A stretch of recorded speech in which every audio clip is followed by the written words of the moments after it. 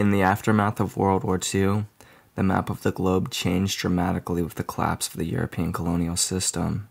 Former colonies across the globe sought and gained their independence from Western European colonial powers. This trend, especially evident in Africa and Asia, figured heavily in U.S. foreign policy during the 1950s. The U.S. policy of containment assumed, often correctly, that former colonial nations would gravitate toward communism or toward a neutral stance between Cold War camps.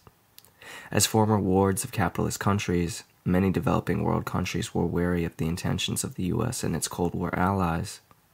Between 1945 and 1960, 37 nations gained independence and a majority leaned toward or openly embraced communism. Most of these new nations were non-white, pre-industrial, and poor. Further complicating the picture, many of these nations emerged with festering internal guerrilla insurgencies or outright civil war. During the 1950s alone, there were 28 prolonged insurgencies in the developing world. The building of a railway from Mombasa to Kisumu brought the inaccessible interior into contact with the outside world.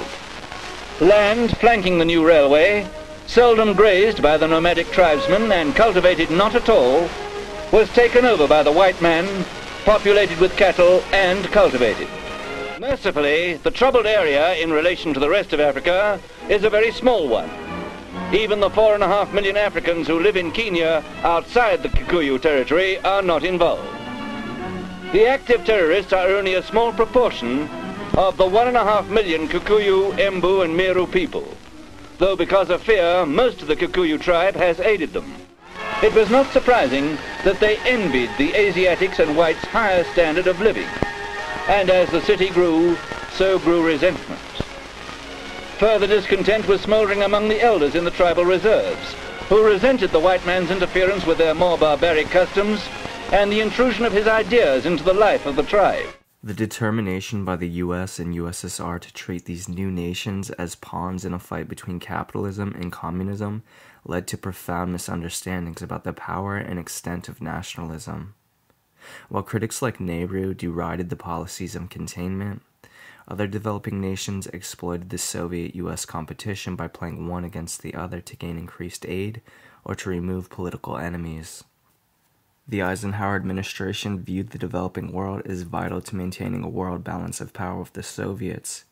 But economic and domestic political concerns also drove efforts to keep these countries from Soviet domination. Having inherited many of the world's post-war markets, the U.S. sought international stability and the protection of raw material sources. Vast developing world oil reserves in particular elevated the strategic importance of emerging markets for U.S. policymakers. U.S. intervention in the developing world often took the form of massive financial aid, behind-the-scenes diplomatic pressure, and both direct and covert military action. By 1960, the U.S. was sending $4 billion annually to developing nations around the globe. Events in Hungary, Poland, and Egypt provided early tests to Ike's strategy, while demonstrating his willingness to take different approaches within the context of an evolving global Cold War policy.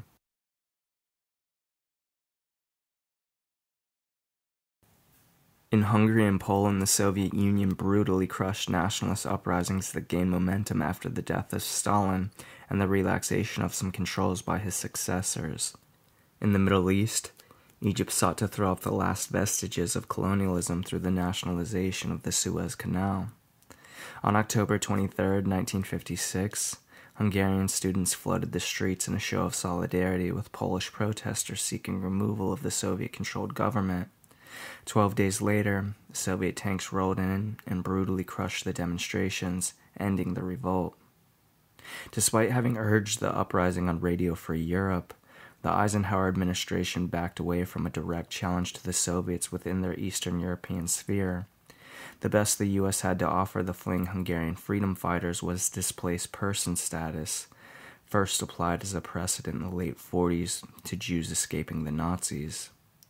And while the eyes of the world were on Eastern Europe, Israel, and then France and Great Britain launched an effort to retake the Suez Canal from the Egyptians. Nationalist Egyptian leader Gamal Nasser, who had recently deposed Egypt's decadent monarchy, sought to unify all Arabs under his banner by expropriating the canal from its British owners. Nasser saw the canal as a humiliating reminder of colonial control, as a revenue source, and as a potential instrument of power, as half the world's oil supply passed through its waters. For the latter reason, Israel, Great Britain, and France were unwilling to allow it to fall under Egyptian control. In addition, all had unstated reasons to risk war.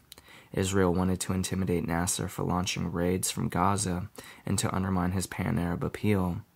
Britain wanted to regain the canal, and France hoped to lessen the appeal of Algerian revolutionaries. Having advised the British not to react militarily in Suez, Eisenhower was outraged when word reached him of the invasion. He had no love for Nasser, but feared that any military action and occupation would only disrupt oil supplies, inflame Arab passions against Western nations, and possibly enable Soviets to gain a foothold in the vital region.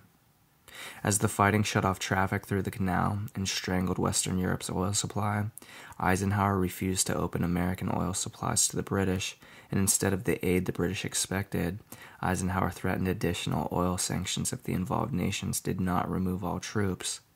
Still, when the Soviets rattled their atomic sword at the British and French, Eisenhower assured his Soviet counterparts that, should London and Paris be attacked, Moscow would be devastated, quote, as surely as night follows the day, end quote. By early December, French and British troops withdrew from the Canal region and were replaced with UN peacekeepers. The last Israeli troops left the Sinai soon afterward. By publicly siding with Arab nationalists and against European colonizers, the U.S. gained considerable goodwill in the Arab world that served U.S. oil companies well. Eisenhower had carried the day, but also committed the U.S. to a dramatically expanded role in Middle Eastern politics with far-reaching consequences.